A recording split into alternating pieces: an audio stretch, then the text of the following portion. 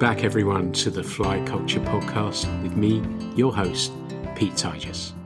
First off, I'd like to start by saying a huge thank you to everyone who contacts me about the podcast, tells me how much they're enjoying it, and also suggests guests. So I do my very best to try and get them along for you.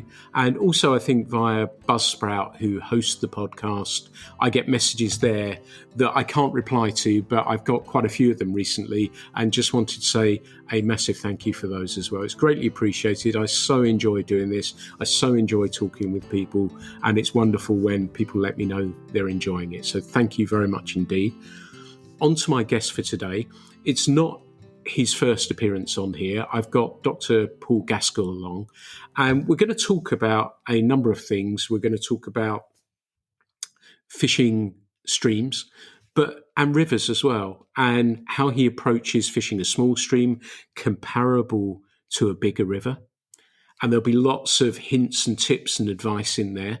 So you'll have lots. Hopefully you've got a notebook with you as well. So you're going to get lots from him along on that front as well. And we're also going to look at somebody that was based in Devon in Victorian times, Cutcliffe, who Paul is hugely passionate about and has done a lot of research and looked into the methods of his fishing that I think you're going to be surprised at and interested in as well. So I hope you'll enjoy this. It's going to be a great podcast. Paul, it's great to have you back. Is all good with you? Yeah, I'm feeling good this season. It's a sort of a time of reflection, I guess, for me. So that's quite nice to have a bit of nostalgia, but also looking forward to new developments and that kind of thing. So yeah, I'm feeling pretty positive. Great, that's good to hear. And we're going to talk about some of those things throughout the podcast. But the important question is, have you been getting out? Have you been doing some fishing? Yes. Short answer. I've not got out quite as much as I would have liked to, because there's a few tasks that are impinging on things a little bit. But yeah, I've definitely got out for some nice sessions in Derbyshire and Yorkshire. Taking in a few different streams, different sizes, some different approaches as well. Some good early dry fly action, which is always nice to get off the mark with. That's very pleasing to hear. And that's one of the things I wanted to touch on as well with the hatches early season. I notice, certainly where I am at least, there's been some more large dark olives around. And I often say on here that the fish don't tend to eat them on my home river, the Tor. But that warm spell that we had in April saw them doing this, which was really, really exciting. Have you seen anything regarding hatch sizes or any other observations? Yeah, well, I mean, selfishly, just going on my personal experience, I've seen quite a lot of midge hatches in the flat water. So there might be some olives actually coming off, but depending on what section of the river you're in, you might be better off focusing on some of the little biro dot size midgey things, which is almost being masked by some of the larger upwings. I think everything started quite early this year, and that goes from some of the high moorland streams that I fish down to the valley bottoms. I think the warmth and the dryness and perhaps the low water as well, it seems to have brought everything quite early. And that even extends to things like the blossom and all the stuff in the riverside, the whole river corridor. Everything seems quite early this year. And I've had some great sport with olives and olive duns in particular on the riffles, even on the same day that in the flat water with the sippers and the kind of the slowly stealthy, softy sort of spend 5 minutes getting into position to actually make one cast and then blow it, sort of fishing with very fine tippet and having to mud the tippet and make, that approach being very stealthy. And then having some quite fast fire from the hip dry fly, sort of olive duns in that broken water, not always fishing to rises, sometimes fishing to features, and then having fish come up and smack that dry fly in that typical sort of dun style aggressive rise, which is always gets the heart racing. So that's certainly some things I've seen this year. I haven't. My timing's not been good enough to land on a Granham hatch this season, but I guess we can't have it all. And as I say, I have been quite busy, so it's kind of been dictated to me a bit when I can fish rather than going out and targeting specific hatches. But going back to the LDOs, large dark olives, on the tour, I often find that the hatches get going in spring and there's lots of activity, and it takes a few weeks usually for the fish to kind of catch up. So it's almost, I think, because the flies are like a smaller body size, they can more rapidly react to like fluctuations in temperature and conditions. Whereas I think for a trout that's maybe been in hibernation over the winter, essentially, or certainly like a reduced metabolic rate, it's a bit of a gamble for them to like metabolically switch all the lights on and fire up the machines in the factory, because if it's a bit sporadic and you get some like cold spells and then a lack of food, and you've already kind of like geared your metabolism up to feeding and sort of taking on nutrition, you're expending those calories in hunting, and sometimes that supply of calories just gets cut off because you have a cold day and a load of sleet on one day, and the previous day it was in double digit sort of temperature wise. So I think sometimes, certainly the larger fish, they can sometimes take a bit longer to kind of feel safe almost to come out and start feeding on active insects and stuff. So I don't know if that's something that plays into the dynamics on the Tord, or whether that's just like a more general thing. But having said that, in my neck of the woods, because everything has been relatively early, the start of the trout season seemed to coincide with fish already being up and looking and kind of eager to feed off the surface from day one, really. I think from the tour perspective, certainly, historically, I've never really seen them rise to large darks. The hatch is there or thereabouts, and even some March Browns as well, and Brook Duns, but they just don't tend to go. It's usually the Granham, but the rain meant that the river came up about 5 feet, so I missed most of that hatch, so switched my attention to salmon. But certainly this year has been a little different. Now, it's only an observation of a little spot where I'm fishing most of the time and the river as a whole. But also the interesting point for me was what you said about the smaller fish and metabolic rates, because I often felt that the bigger fish you'd wonder would rise more readily, more quickly, because they would need more food. And it's kind of interesting, isn't it, that it is those smaller fish that tend to start rising first. Yeah, I think if you're a trout, if you're small, there's a big imperative to grow big enough to not fit into the mouth of the next biggest trout on the stream. There's a lot of, so even if you don't factor in other species that eat fish, not being eaten by the next year class up of trout is a big concern. So you've got to grow fast enough to not be eaten. And I do sort of wonder whether bigger fish have a bit more potential to lay down fat and energy reserves and kind of almost take that camel approach of just kind of sitting tight, maybe getting quite thin and quite long. And you see those fish that are all head. And then it's like, they're about as thin as your belt around your waist in terms of the body until they get some of those big hatches. So I do wonder whether being bigger gives you the chance to kind of sit it out a bit longer and live off your fat reserves a bit as well. Whereas there's also fewer things. I'm not saying that predation is absent. Obviously, for bigger fish, they get eaten by all kinds of things. But if you're a small trout, almost everything in the river is trying to eat you. So you've got to like grow faster than everything around you, so they're the ones that get eaten. A bit like that old joke about the guys that hear the bear or the tiger or whatever the version of the story is in the bush, and the guy starts lacing up his running spikes. And his companion says, "You'll never outrun a bear," and he's like, I don't have to outrun the bear; I just have to outrun you. So I think it's the same thing with small trout. As long as they grow faster than their peers, they have a bit of an advantage in terms of survival and then ultimate reproduction and passing on the genes and all that natural selection stuff. So, yeah. Yeah. I know when I've been steelheading that I've said to friends of mine that I'm the older one, so I'm the collateral damage anyway, so if we see a bear, which we have done, but thankfully it kept away, so we were lucky on that front.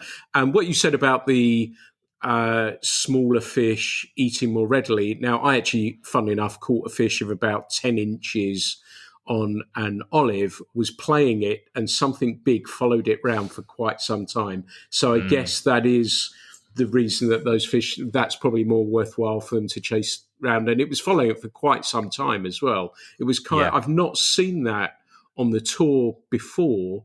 It obviously happens, but I've not seen it, and certainly that early season. And that thing about the feeding, that to me, looking in social media land at the moment, those bigger fish are starting to be caught now, aren't they? That we're seeing those nice sized fish in great condition coming out. But I want you to circle back as well, because you said something very interesting to me about olive hatches in the Riffley water. And I'm thinking about those early season. I was up on the Usk fishing there, and we were concentrating more on the flat water there, looking for those rises. But do you think we sometimes ignore that early season because of that? Because if my understanding is correct, that the olive nymphs are hatching in that fast water, aren't they? And that's where that's all starting, really, isn't it?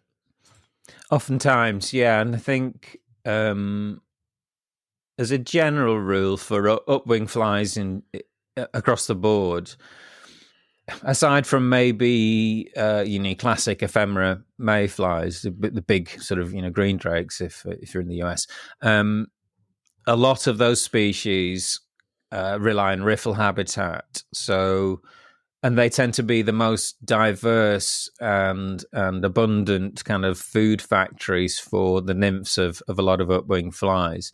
So they do often start popping off from the riffles. Now, depending on, again, I think it's on temperature, at least in my experience, sometimes the bigger fish will position themselves in the slow water just below the riffle and kind of bully some of the other less dominant fish out of the way, or they might be dominating a particularly nice lie under a bush where there's plenty of cover, but a nice foam line coming off the riffle.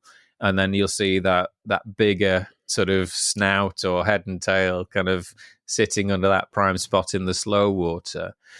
But I think depending on temperature, they can jockey around a bit, and sometimes it is obviously more profitable for them to go right up into the more broken water, maybe sat in a bit of a pot or a depression so they don't have to fight the current, but they've got that rapid conveyor belt of either rising nymphs, emergers glued into the surface film, or duns as they're kind of being buffeted around on that broken water.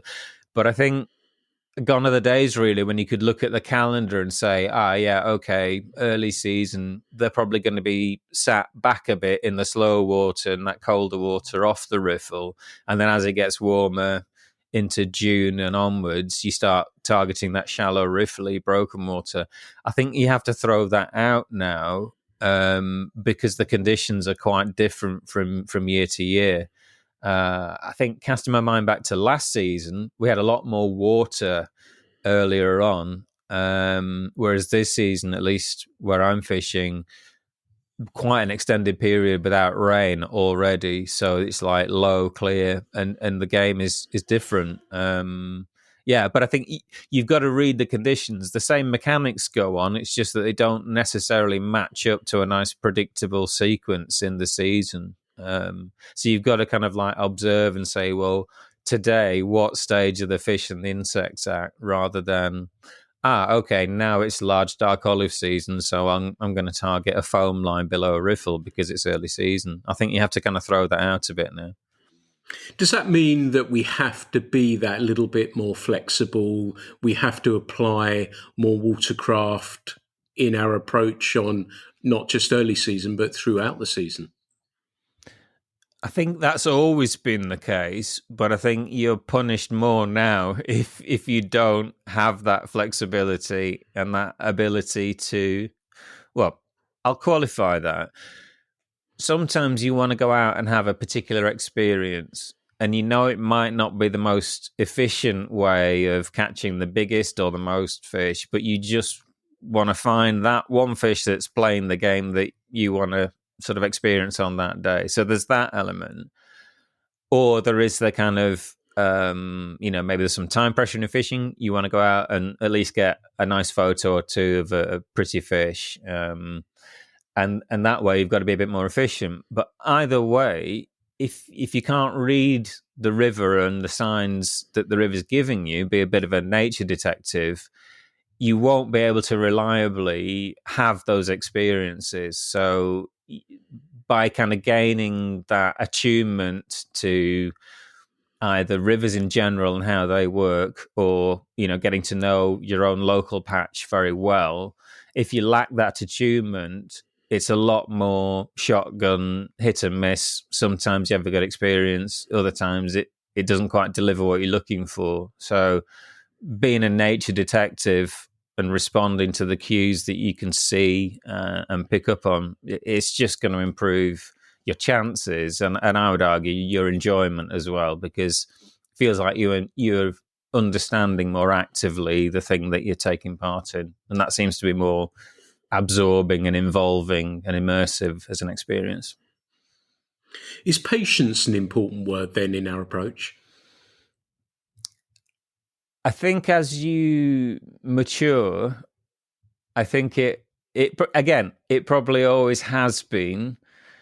Sometimes we have a narrow focus. You can find methods that respond very well to being fairly young and fit and kind of machine gunning the water and just playing the numbers game, if you like, and covering enough water and throwing enough shots that some of them are going to come off. And particularly if you're good at techniques that minimize disturbance of the water, and if you're in slightly more broken water, you can quite rapidly rack up enough chances to give yourself quite a high catch rate. But that is a bit of a blunt instrument, I think, and I do think. I admire anglers that are much more patient than me, but I do think it's something that it pays dividends in that experience, particularly if you want to catch larger fish. And I know I have a colleague at the Wild Trout Trust, Gareth. You won't find him sort of publishing any articles or talking about the stuff that he does, but he is an excellent, like a elite level dry fly angler for specimen trout. And he won't make the cast if it's not the fish, and if it's not on, he won't just kind of throw a cast in case. And his observation is incredible. I mean, his eyesight's a lot better than mine, and I'm kind of envious of him for that. But it's not just his eyesight; it's what it's connected to.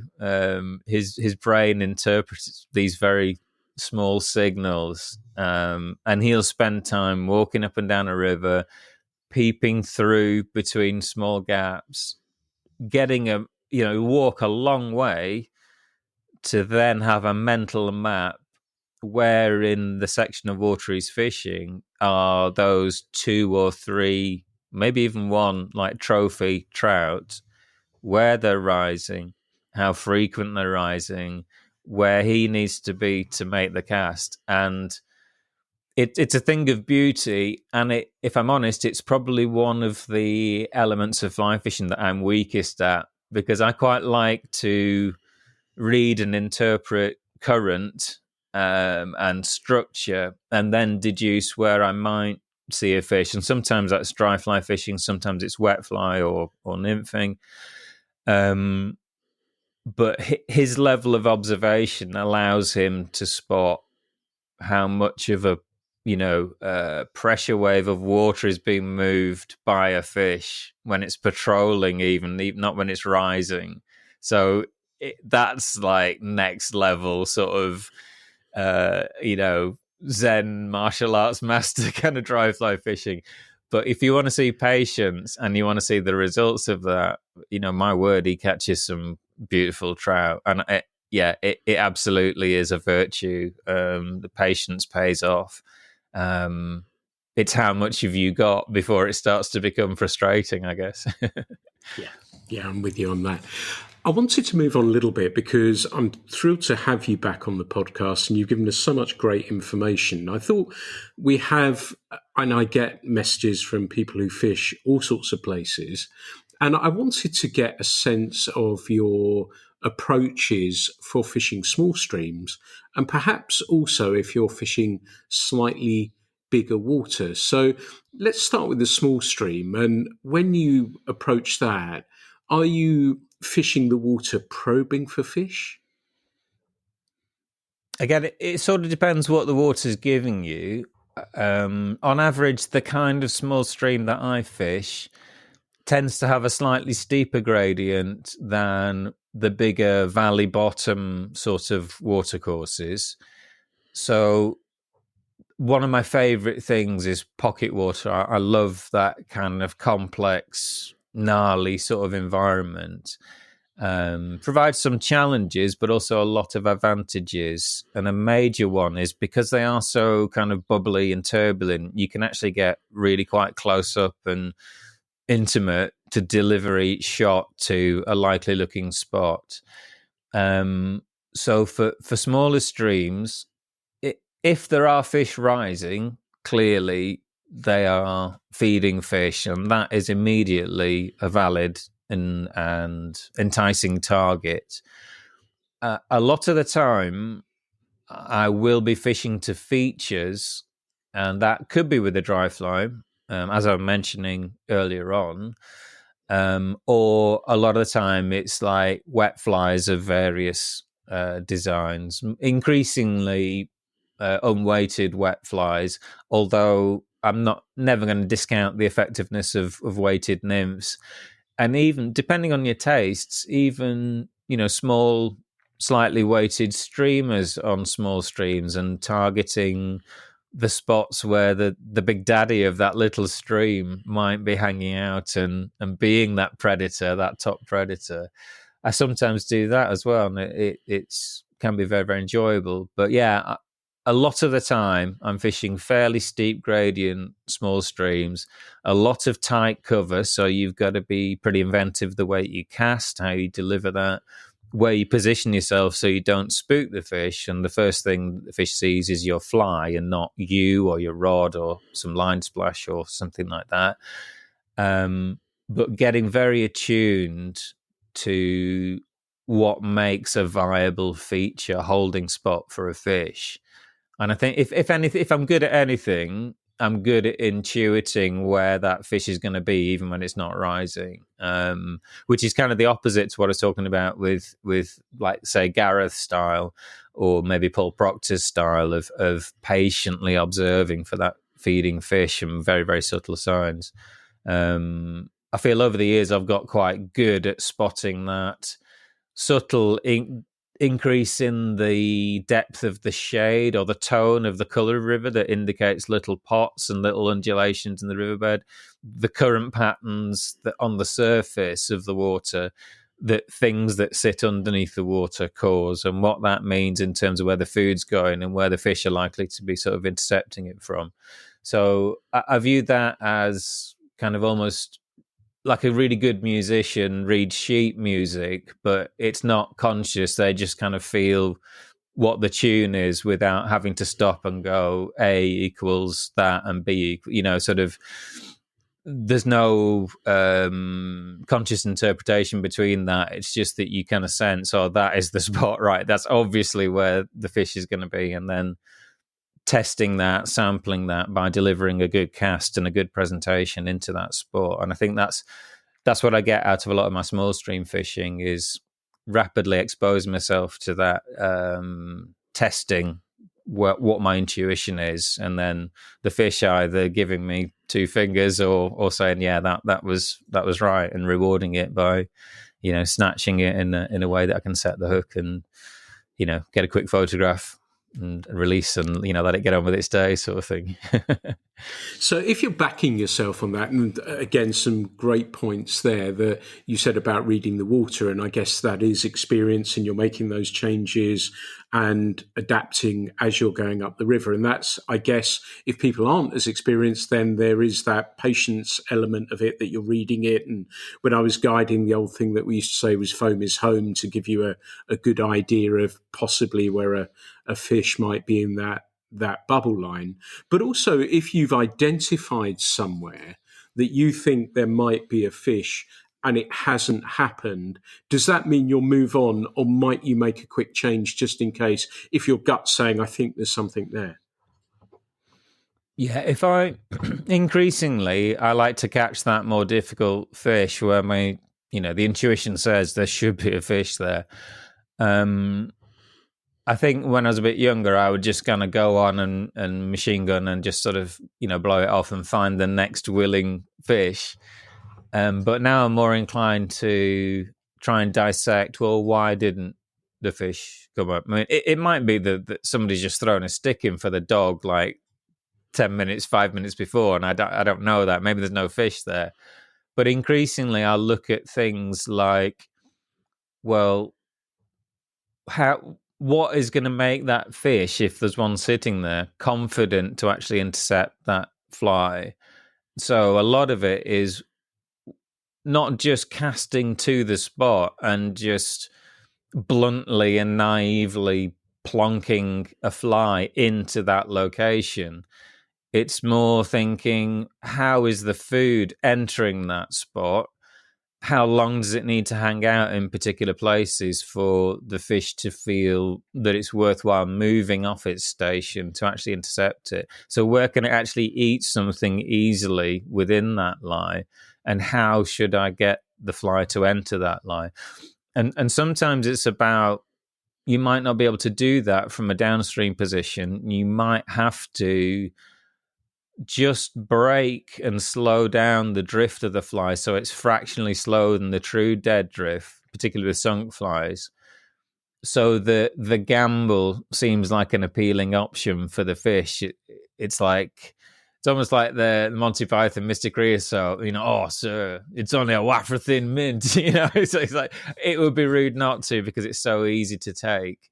And so I enjoy that game of making my fly as easy and appealing for the fish to actually to take. And that gets quite fractal in terms of when you drill down into layers of detail, which is appealing to the way my brain works, is that, some puzzles that reveal more puzzles and more questions, and it gets, as complex as you like it, or it can be as simple as you want it to be as well. So yeah, I like that. I like the fact there's kind of gnarly complexity and thinking about some of those things, particularly around positioning from where you put your body in the stream and how you sort of, do that, but also positioning different elements of what I'd call your delivery system. So your rod, your line, your tippet setup and that kind of thing, because you can create sort of anchor points or braking or control points throughout that delivery system that just let you stroke that artificial fly through the eye line of that feeding fish. And that's quite an absorbing, quite a almost meditative sort of process when you start changing the angles and seeing if you can create a fish striking your fly from what was previously a refusal or an apparently empty spot on the stream. And that's absorbing and enjoyable, I think. Yeah, it sounds it as well. I wanted to also ask you about, you've talked about pocket water, and from a casting perspective, we all know, I guess, that we're not going to be casting along there. We're trying to keep the line off the water as much as possible to get that drift or to entice the fish. But if we're fishing a lowland small stream, what sort of cast length are you thinking about? And also, I'd like that to also go into your leader length as well, because I'm thinking if it's a short line and a long leader, loading that rod and making everything work together, how do you sort of approach that? It's a really good question, actually. And I think it's one of those things where it is adaptability is the key. As a golden rule, I'll always try and get as physically close as is possible without spooking the fish, because close equals control. Now, on water that's 8 inches deep, gin clear, and absolutely flat, that minimum distance is going to be quite, unless you've got things you can hide yourself in terms of the landscape and sort of, get a ghillie suit on and become part of a fallen log or something, there's going to be more separation between you and the fish in those situations. But even with that, I think with some of the continuing refinement of things like Spanish nymphing leaders, you can hold incredible amounts of that line and that delivery system off the water over quite long distances because of those kind of micro thin leaders that don't really sag. But obviously you can't throw a dry fly with that style of leader. But again, something that I'm looking to experiment with more this year and into the future, particularly on some of those slower flowing, flatter waters with the dry fly, is some of these leaders by anglers like David Arque and what you would call the Spanish, ironically enough, Spanish style of dry fly leader,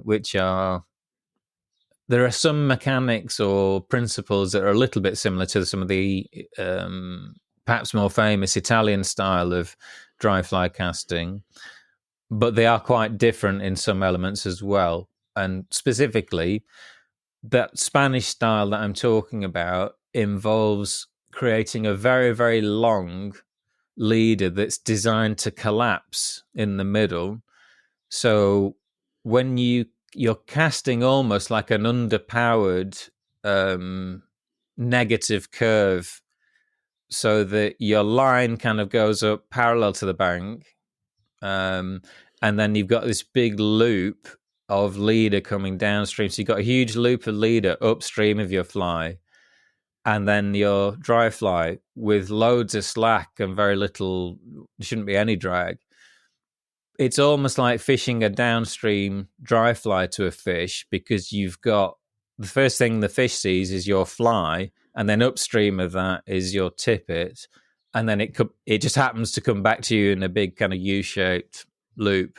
But you get these incredible long drag-free drifts with that ability to kind of show your fly to the fish before it's seen any other element of your delivery system. And I think I'm not yet fantastic at accurately delivering the fly into exactly the right spot with all of that. So I'm looking forward to getting better at that and experimenting with it more. But certainly the limited amount of stuff that I've done with it shows that it's very, very effective.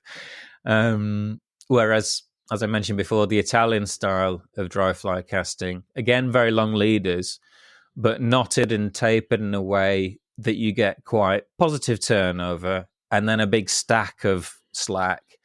But you're aiming to land your fly onto the water before any of your leader or your fly line lands. So you get a few moments of drift where there's nothing else on the water other than your fly. And then you get this nice pool of slack with a long leader as well. Now, some of those Italian leaders, they are steeply tapered enough that you can actually cast them a little bit like a traditional old school French leader or a Tenkara line or something like that, where you can actually cast leader and deliver the fly like that. So I'm a big fan of designing your delivery system for exactly what you want it to do on that particular day and in those specific circumstances. So you're not going with a fixed idea of how you're going to rig up until you know how you want that to perform on stream. And so you can kind of bespoke design the setup that supports that presentation that you want to make. So that I know that's a kind of a long-winded answer, but I think it lies the ability to succeed in those situations. It lies in you constructing that delivery system that supports the presentation that you want and kind of reverse engineering that effect, and then building the system that does that with your technique rather than fighting against your technique. Does that make sense? It makes perfect sense. And it's joyous to hear so much love for the negative curve cast, because that doesn't get mentioned a great deal. We all talk about the positive one. And for listeners, a positive would be where the line, if you're casting upstream, bends to the left.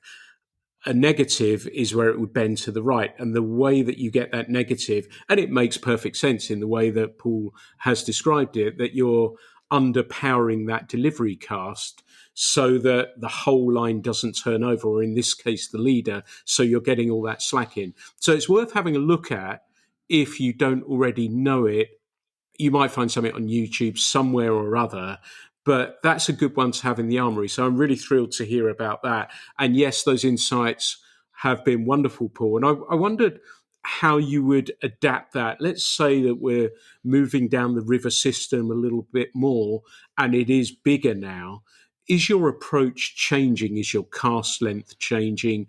Is the breaking down of the water slightly different? Is your approach more targeting, looking for those rising fish, yet still reading the water? Is there anything that you detect or feel that you probably do differently when the river gets a little bit bigger? I think the main difference is that with the small sections of the stream, it's more linear because you can cover the whole cross section with quite a short, easy cast, or at least with like a minimal amount of wading. It gives you access to the full width of that stream. So in that sense, you can progress through quite a long linear length of stream quite briskly and quite quickly, cover a lot of miles if you like. As the stream gets wider, it almost becomes several parallel smaller streams, and depending what the conditions are within that cross section, that governs how you can approach each part of those parallel running tracks of current. It might govern how long it takes you to get into position without spooking fish as well. So I have a kind of a general rule of thumb, which is the slower the water gets, the slower you generally need to make your movements and your transitions, and the more patient you have to be before you make individual casts or approaches or the route that you plan to take to get into position. That all slows down. So the wider and certainly the slower a water becomes, your pace then comes down in kind of proportion to that. So faster water and narrow is fast, quick, engaging, not a lot of time to kind of get caught up in too much thought about it. It's all kind of quite reactive and firing from the hip, which is really fun. And then as the water slows down, so your mood and your cadence and your whole sort of approach also kind of calms down, so that you're not spooking fish before they've seen you fly. So I think that's the biggest difference, is slowing down and then plotting a bit more. What's your sequence of positions going to be, so you can make effective casts that it's going to be under control with good presentation, but you're not spooking fish before they've seen the fly. And then I think with that, some of that more careful observation comes into play. So you're picking up more where the fish might be, and you don't want to spook some of the smaller bodyguard fish that might be surrounding the trophy fish that you're aiming at. So you don't kind of set them off like a pinball machine and spook that fish before you've delivered that good cast. sometimes that might mean cynically catching a few of those to kind of clear a path. But other times it's just about thinking about the route that you take, not just marching straight towards the good spot. You take a more circuitous route to get in position. But as I say, I think the general thing is that as the water slows down, so do you, your pace of thinking, your movements, and it's a more softer, considered delivery, really. I think that's the feeling that you get from it. Some wonderful tips there. There was lots more I think I want to ask you, but we're going to move on a little bit. And I thought this might be a pertinent question because many of the people listening will be members of fishing clubs, or we have listeners all around the world. And it may be that they're fishing public land, but they may be fishing public water, that somebody may be in. And I was just thinking about this a little bit. And say you're fishing one of the club waters that you're a member of, and someone is already there. What is your approach? Do you wait? Do you move, or do you do something else? It happened to me just recently, actually, which, first of all, what I like to do is kind of, if possible, politely approach and indicate to people that, look, I'm not here to kind of gate crash your party and sort of spoil it. So I kind of like to get a sense of what their intentions and what they want to get out of it, particularly if they're there before me, because they have precedence. So getting a feel for whether they want to progress upstream or downstream, or the types of water they want to fish, and then that lets me kind of avoid some of that stuff and spoiling their day by kind of encroaching on it and just kind of being there and being an annoyance to somebody who's already on the water. And when I'm fishing as well in that situation, what I'll try to do is, rather than batter the water for every single fish that I catch, I like to leave spots that are untouched. So it's not like, so I've not either spooked all the fish or maybe tried to get a hook in every single fish in that piece of water, so that somebody following me still might have, plenty of chances at fish as well. So I guess it's more of a kind of a considered approach where I will look to, as I say, avoid kind of encroaching on what they're doing, but at the same time, it will open up opportunities to me that they will overlook as well. So it's, I'm fighting to not use a Japanese analogy, but it's too good to avoid, really. But they have this idea of semenai tokoro, which is basically the the spots that are less fished. So it's like those places in stream that very rarely see a fly, either because it's an obscure lie that most people don't recognize, or it's in a very tricky cast position. So, you might have a bush that's festooned with flies, but there's always a massive fish sat underneath that feature. So you kind of up your game a little bit, both in identifying those obscure spots and then your skill level in trying to actually get a good drift or a good presentation into those spots. That might be feeding in a presentation from upstream, where typically you'd be thinking about casting across or upstream to it. So semenai tokoro, that the place is less fished, is that's a great way of sharing water with someone, because you're both exploiting different parts of that experience and that landscape. And sometimes as well, you'll find yourself inadvertently fishing in somebody's footprints. You don't know they're there until suddenly you come round a bend and you've caught somebody up. Sometimes when you're not getting the reaction that you expect from very good patches of water, it just indicates it's been fished recently. So that might trigger off the thought, maybe I need to switch into this semenai tokoro mindset, where I'm looking for the overlooked spots rather than the prime obvious spots that look good to every angler. So that's kind of an incentive, I guess, to kind of up your game in terms of identifying those opportunities and getting better at that nature detective sort of skill set. So yeah, in essence, one is I'm keen to not encroach on somebody's fishing, particularly if they're there before me.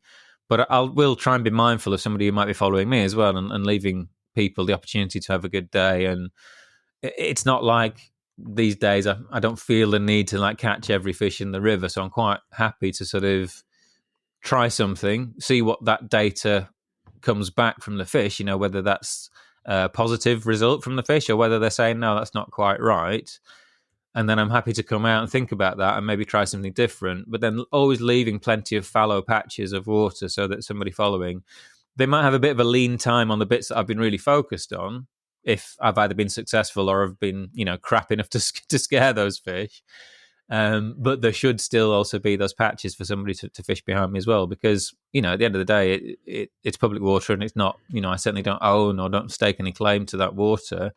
I don't have any ownership of those fish. So, yeah, it's about being, sharing it as equitably as possible and also honing your skills as best as possible so you can take advantage of the opportunities that are available to you, really. So I think it's a thoughtful approach, hopefully. That's a lovely lesson in streamside etiquette as well. So thank you for that.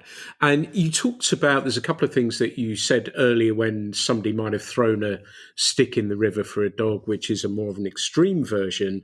But you talked about, and I've often sensed it myself, that you think somebody's been through here and it's not quite the same. But what does your experience tell you that it takes for the fish to become more settled again once somebody has been through a pool? Is there any period of time that you think, they might come back on again, that you've noticed or have observed?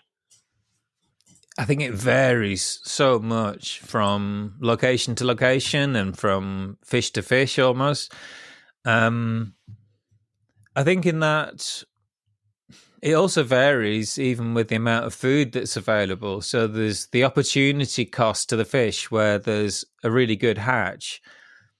If, again, going back to that thought of growing fast enough to avoid being eaten, if you've got a really abundant food source and your neighbour comes back on the feed a bit quicker, they've got that advantage. So I think it is a moving set of almost decision points for the fish. And I think a lot of their behaviours get honed over time based on what they've experienced previously. So how heavy the predation rate is, so how big that risk is of getting that decision wrong. Because the flip side of missing out on growing by not feeding is if you start feeding too soon, you get eaten, and that's a very asymmetric payoff or cost. Being a bit smaller is still not as bad as being definitely dead. So I think there's a lot of those decisions that I'm saying decision. It's not like the fish are consciously thinking of that. It's just that their behavior is honed by those previous experiences, and the ones that get it right are the ones that get to survive and reproduce, particularly, obviously, if that's a wild fishery that's predominantly self-sustaining stocks rather than introduced fish. That can change the dynamic as well, obviously, because stocked fish don't have that same sieve and filter that they have to pass through to be there in that stream and making those decisions of to feed or to hide. I would say in general, the quicker, the more boisterous the water is, the more cover and safety and disguise is available in the stream, the quicker fish tend to come back on after being disturbed.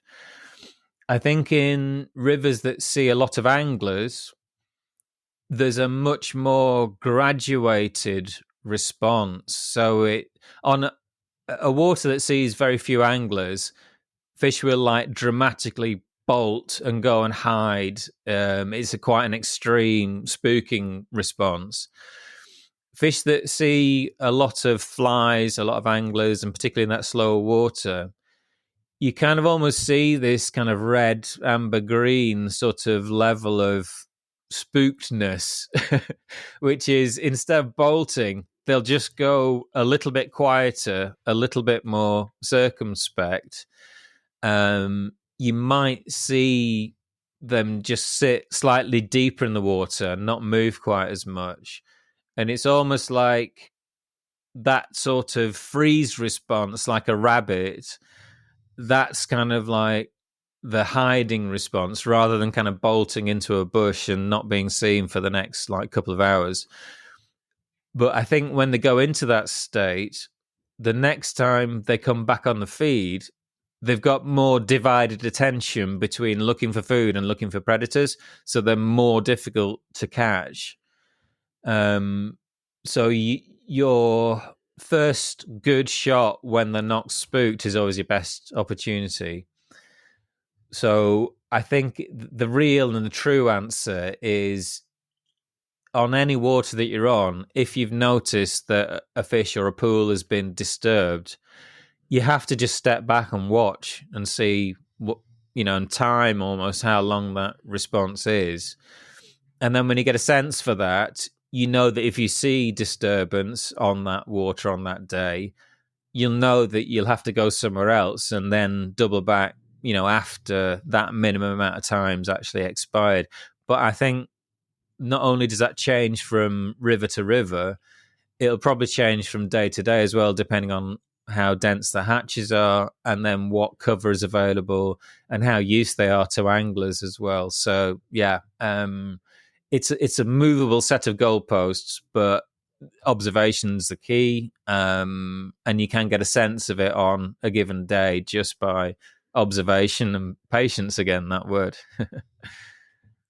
Yeah, it's a recurring word, that, isn't it? That, and particularly as we get older, which we've I guess you've touched on as well. But thank you for that. There's been a ton of information for people to dissect and learn from. So thank you for that. And I wanted to move on to a more personal level now as well, because you strike me as someone who's always exploring fishing and looking at different avenues and taking something from them. What have you been up to recently that's really grabbing your focus right now? So I think always I'm trying to connect dots, and sometimes those are kind of really weird, unconnected, seemingly sort of observations. Sometimes that's from the kind of the world of like ecology or, stuff that's not directly fly fishing.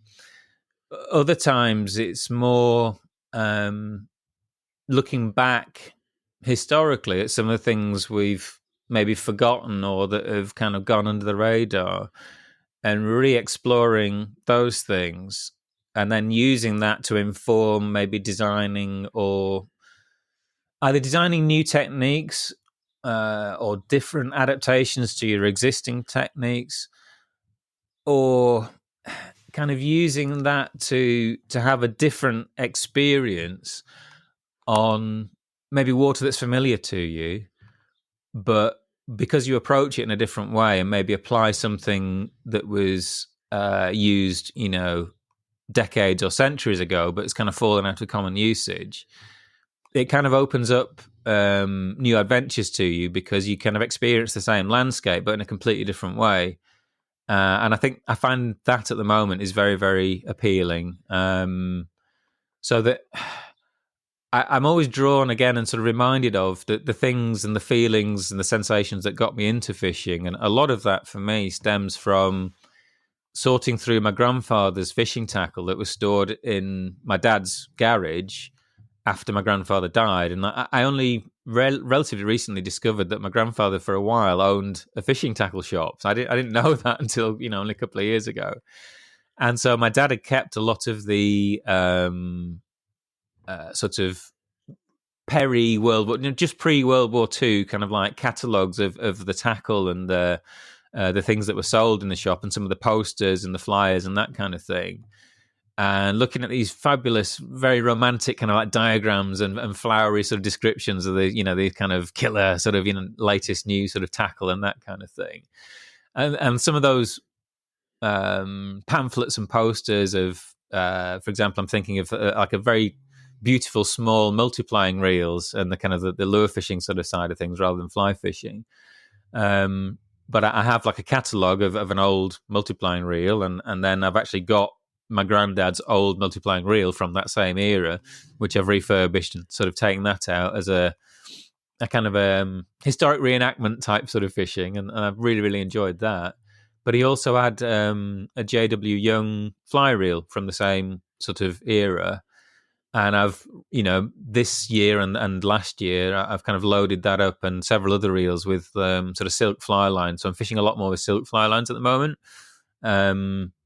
and just kind of experiencing some of that older technology and then seeing where it fits, both in terms of re-experiencing the things that historic anglers would have experienced and the day's fishing that they would have had on stream, but then also using that to build things like these modular nymphing systems and things that are very, very, modern in application as well. But being able to understand the fishing and the reason that these things work, it allows you to tease apart those old techniques and then see what makes those techniques work and then bring that into your modern fishing.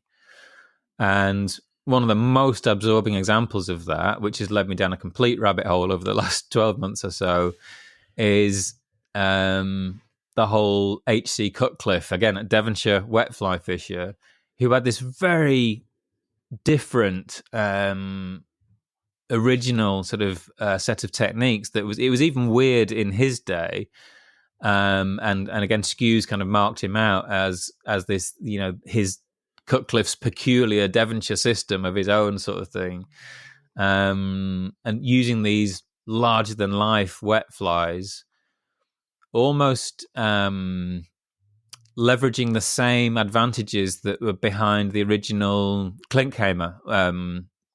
Klinkhammer. I don't know actually how. Is it Klinkhammer or Klinkhammer? I know there's I think it's hammer, a cool it? sort of umlauty thing over the top of the A in that word. But the original application of the Klinkhammer was a really massive abdomen, so that kind of size 6-ish sort of hooked type, territory.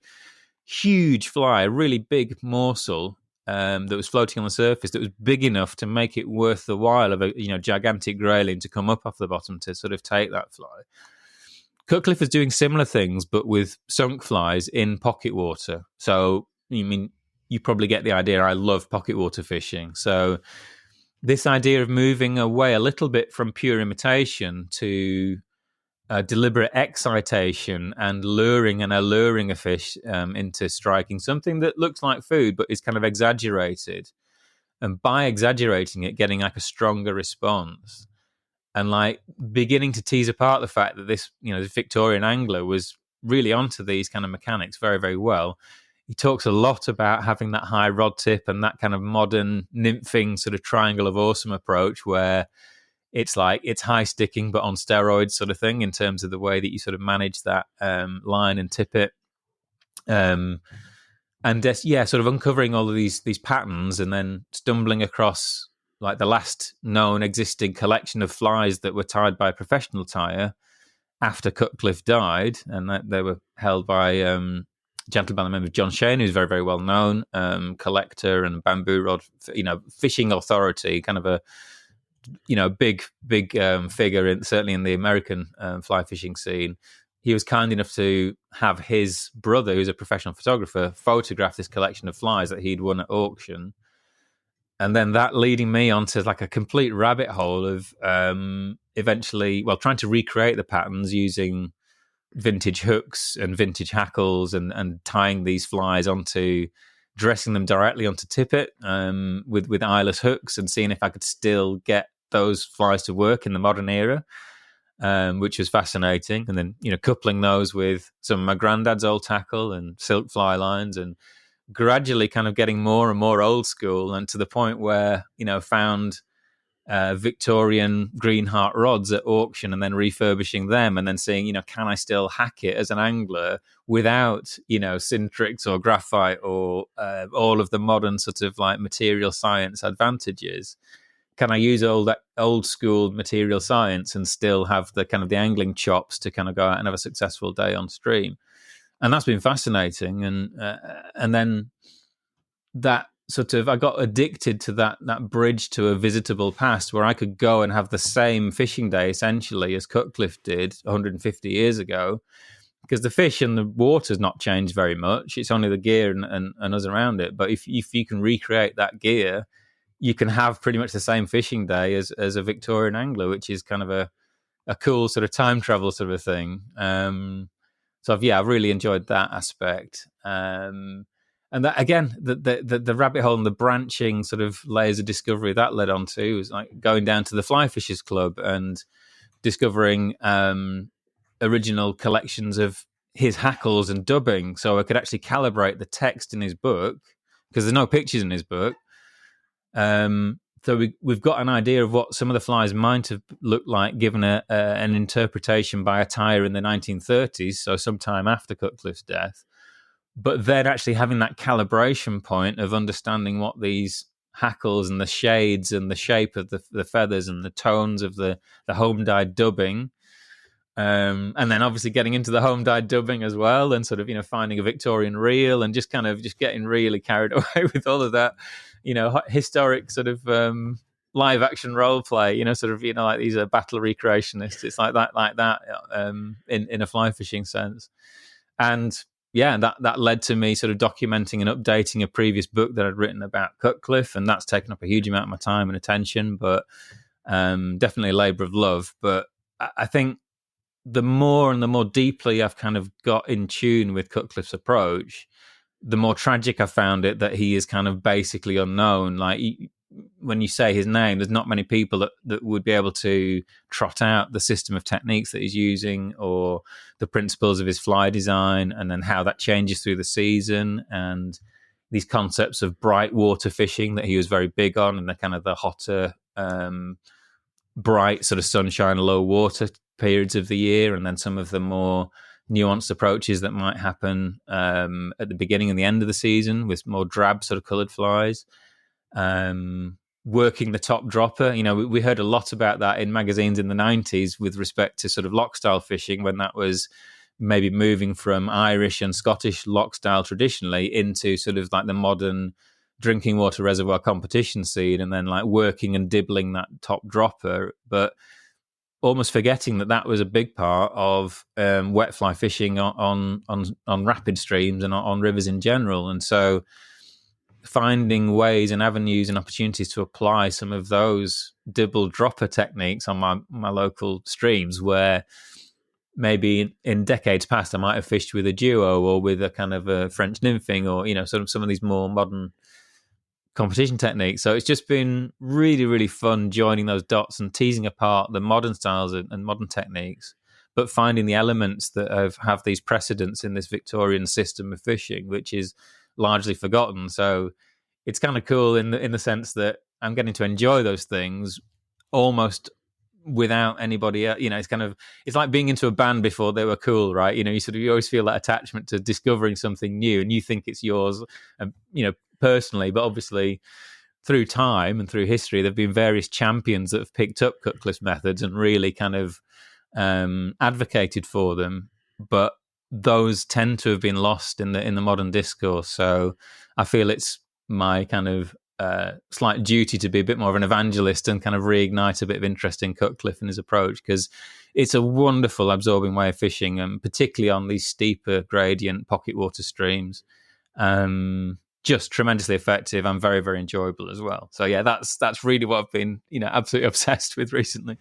I'm looking forward to you stepping out onto the river with me in some studded brogues at some stage as the final part of the jigsaw. I guess the question... I need to work on the moustache, I think. Get it waxable. Yeah. I think one of the questions listeners will want me to ask you is that you've been fishing these techniques, what your observations of those were comparable to the modern ones. Did they hold up? And of course, we are going through this spell where, particularly with graylings, small flies, and you're actually going the other way. How are you finding that? And how productive has it been relative? I was astonished, actually, because when I first tied some of these big flies onto eyeless hooks and then whipped those directly onto, tippet or droppers, my initial goal was like, well, if I can get one fish to the net on that, I'm going to be like high-fiving everybody, every dog walker and random stranger that's on the riverbank.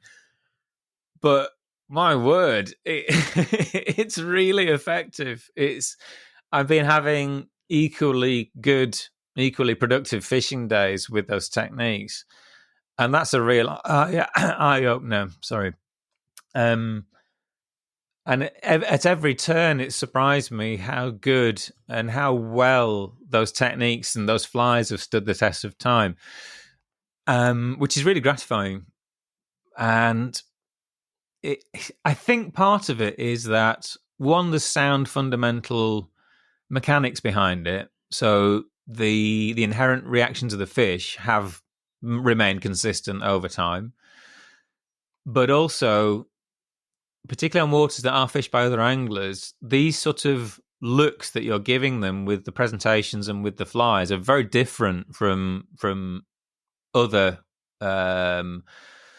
offerings that are being presented by anglers. So it's almost like there's the novelty value for the fish are sort of it's they don't have that defense system they might have with something they're a bit more selective with, because they might have seen 100 beadhead nymphs over the preceding months or whatever, but they've never seen a heritage hackle giant wet fly with sort of a very almost unreproducible, very unique sort of blend of traditional dubbings that aren't used anymore, and that I've dyed in my own kitchen using like turmeric and spices and stuff like that. It's like because of that novelty, there's almost like a less of a filter, less of a blast shield put up by the fish to it, and they just seem to have like just an electric sort of response to some of these flies. I will say, of course, that is focused on the situation and the types of water that they are designed for. It's not necessarily something you're going to be fishing in a completely flat pool on a massive wide river. Man, his book was about fishing rapid streams and the small streams largely running off Exmoor. So it's that type of water. You can, of course, find that type of water in larger rivers as well. And almost like going back to what we were saying before about treating some of those larger rivers like a sequence of parallel small streams, you can still definitely use those techniques as long as there is that pocket water and that gradient and that broken water. Given that situation exists, these flies and these techniques are incredibly effective and absolutely relevant. And so a big part of me revising what I'd previously written about it was going out and finding hackles that matched up to these museum specimens that you could still buy readily today. So that's led me to kind of French and Spanish breeders of heritage breeds. So places like Limousin and the Corrézien region in France, and also we often know it in the angling trade as coq de leon, but in Spain it would be gallo de leon, and it like some of these feathers from the neck and different areas of the bird that we don't see packaged up nicely for tailing materials. These are hackling materials, but the shape and the gloss and the beautiful texture and spangling of color in some of these heritage breeds that are not extensively line bred for long uniform dry fly hackles, but they're these more kind of triangular shaped sort of one hackle to one fly sort of shape of feather.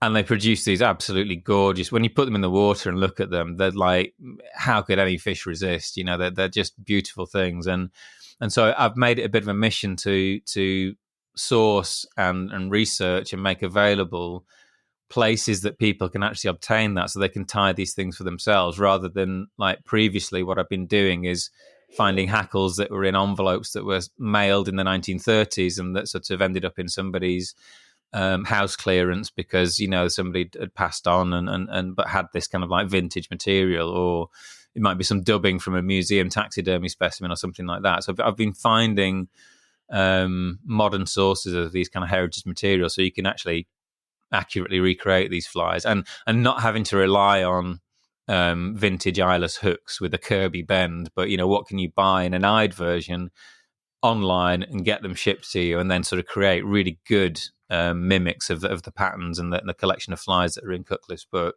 and go out and have these fabulous experiences with them. And you don't have to fish those in brogues with a green heart rod. I'm sort of fishing these on modern nymphing rods because, again, going back to Victorian times, that like his standard rod was 14 foot long for slightly larger rivers. Most of his fishing was done with a 12-foot rod, even on very small streams. And the shortest rod he was using was 10 foot. And that was for that bright water fishing style in that low water, narrow, small stream environment. So those kind of 10 to 12 foot long nymphing rods that we're seeing are absolutely bang on for this kind of high rod tip, pocket water fishing with these wonderful seductive wet flies, and it's just my mouth's watering right now. I want to go out on the stream and sort of fish it now, really. And I just had to share that with people because I felt kind of selfish keeping those experiences to myself. And I enjoyed very much documenting the process and videoing some of the restorations and photographing the flies and my progression as a tyer, tying some of them in hand as well as in the vise, but then also just getting better at tying those patterns and using the materials that are available today. But just completely fell in love with it, and it's an absolute obsession with me at the moment. So yeah, going out on stream, filming those, proof of the pudding sort of experiences as well, just self-filming, having some of those fishing vlog trips with some of these traditional methods and flies, and just very, very enjoyable, and re-injecting that adventure into maybe places that have become too familiar, almost like, how this day is going to play out, whereas you go with some of these old school techniques, you've no idea how it's going to play, so it reintroduces that wonder and that sort of naivety to an adventurous fishing trip, that's a very precious thing as well, I think. And so for listeners, I'm sure it's piqued their interest. How can people find a copy of your book? Well, thanks for teeing that up. Normally, when I make a book, it's kind of, I ask my audience, is there something that you want? And on this one, because I was so enamored with it, I just said, screw it, I'm going to do this anyway, whether anybody else is interested or not. But basically, I've launched it on Amazon because it's the only good way I can simultaneously ship them to America and Europe. Sending large packages to Europe since Brexit is just economically unviable. So what I've done is, it's basically, if you search for Cutcliffe Rediscovered, my author name, it should come up. And there's a hardback and a paperback version, full colour, a lot of photography. But there's also, in this edition, there's a huge amount of online digital material that comes with it. So you just scan a code in the book, it gives you access to the accompanying video, and there's some fly tying demos, there's fishing demos, there's tackle restoration as well. But that all comes when the book arrives. But for the first 100 copies, if you message me with a proof of purchase, so I'll give the email address. Paul Gaskell flyfishing@gmail.com is the most reliable address for me. And there's 100 of these flies that I've tied in the Cutcliffe style. So to make up for the fact I can't physically ship a signed copy of the book, I can send as a small letter worldwide a fly that I've tied myself and then signed and numbered from 1 to 100. And I think at the moment there's slightly more copies of the book sold than have been registered for the flies. So there's just about between a half and a third of the copies of the books have been registered. So at this time, there's still some of those flies available if it's something that you'd like. And I basically just asked for a small contribution to the shipping costs, which I think internationally the minimum for that is like £3.20 at the moment. So I'm asking for a contribution towards that.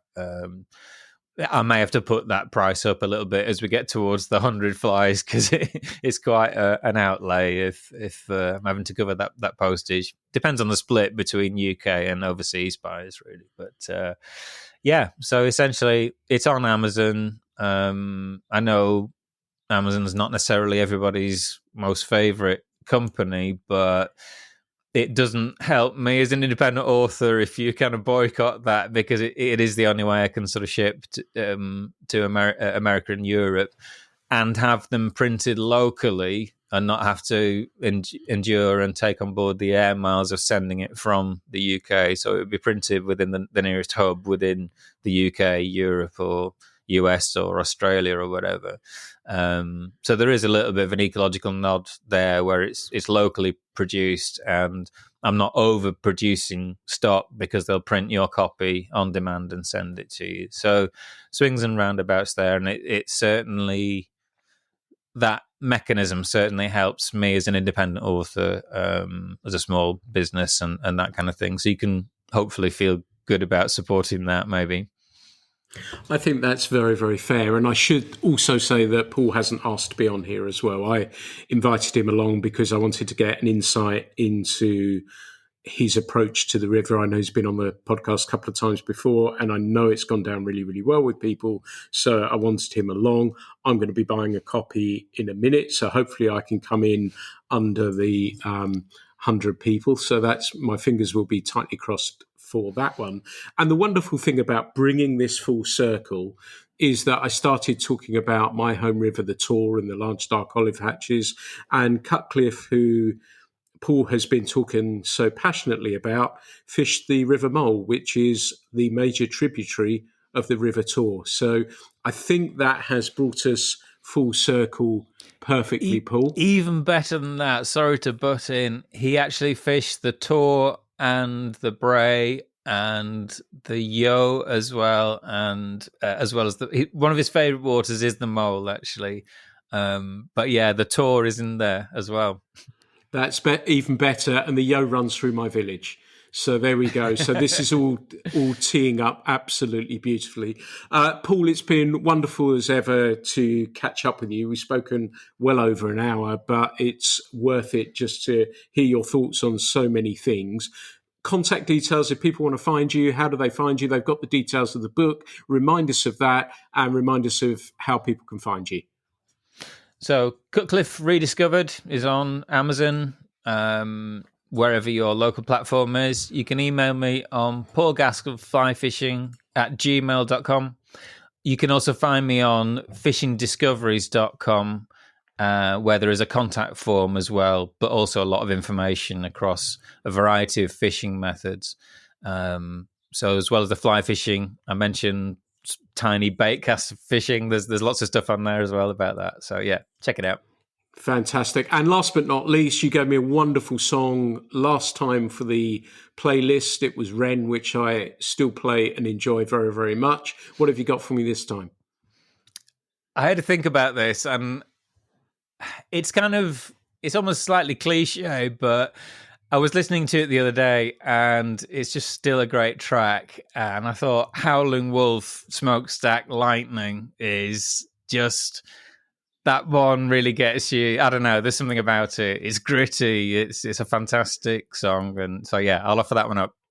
Great choice. Paul, it's been wonderful to catch up. Hopefully we're going to meet up in Devon this year as well and do some fishing. We'll get you on some of these rivers as well. But thank you again for being a guest on the Fly Culture podcast.